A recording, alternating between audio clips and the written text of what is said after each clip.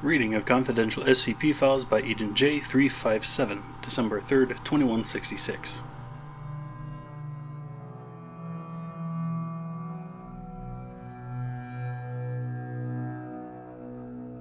The host of SCP-27, currently Subject 27-2, is to be kept in a 5x5 meter containment cell with a grated, raised floor connected to a strong vacuum system.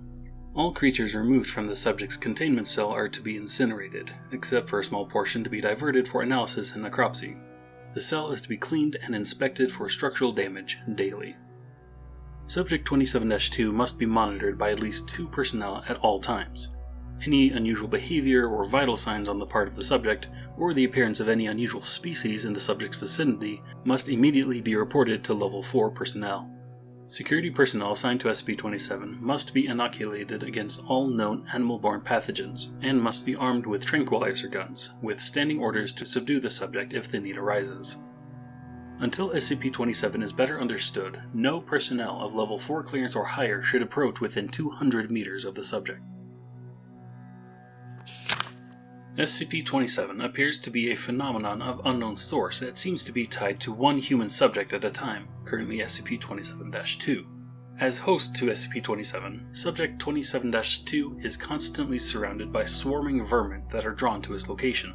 The subject does not appear to be able to assert control over these creatures in any way, and is in fact prone to occasional attacks from feral specimens. These creatures have also been known to attack personnel who approach too closely. Wherever the subject goes, an initial swarm of flying insects such as gnats and flies will start to form a cloud around him, usually within 2 to 3 minutes. Shortly thereafter, crawling animals including lice, cockroaches, worms, spiders, data expunged, mice, and rats will begin to appear. The longer the subject remains in a location, the more vermin will gather there. When the subject leaves a location, some of these creatures will follow, but most will disperse. SCP-27 has been known to transfer between hosts once, upon the death of the first known host, Subject 27-1. See Appendix 1 for more information. Since SCP-27 could likely repeat this feat upon the death of Subject 27-2, all high-value personnel should be kept far away from the current host until more about SCP-27 is understood.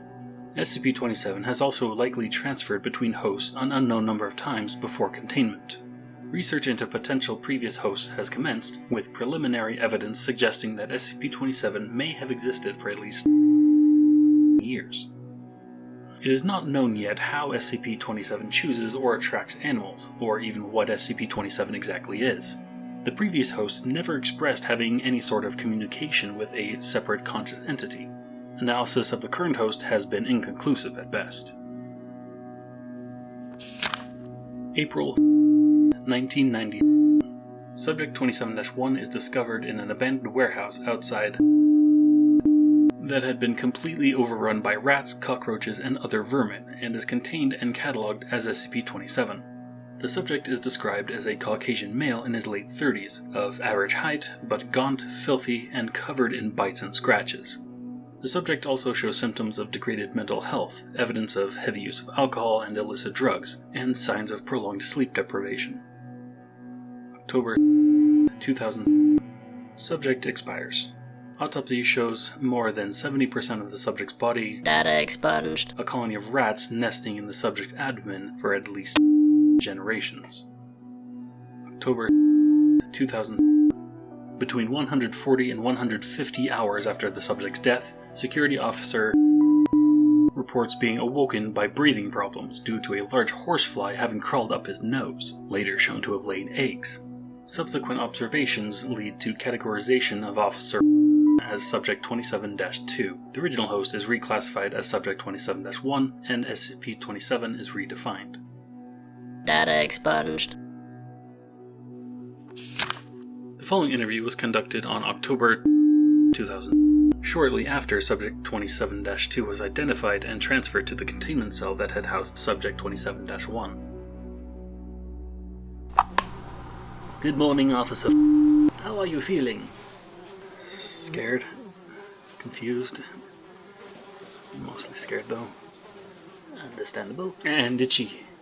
I feel like I need a shower all the time. But what about, inside? Do you feel anything different inside you? Like a presence? No. I don't think I do. I haven't really noticed anything like that. You haven't felt anything different since the original host died? Besides the itching? No, I can't say I have. What about any sort of voices or compulsions? No, I haven't felt anything except for bugs crawling all over me. I feel dirty and scared and... Doc, what about my family? You gotta get this thing out of me so I can see them again. Of course. We're going to do everything we can to get 27 out of you. God, I'm sorry.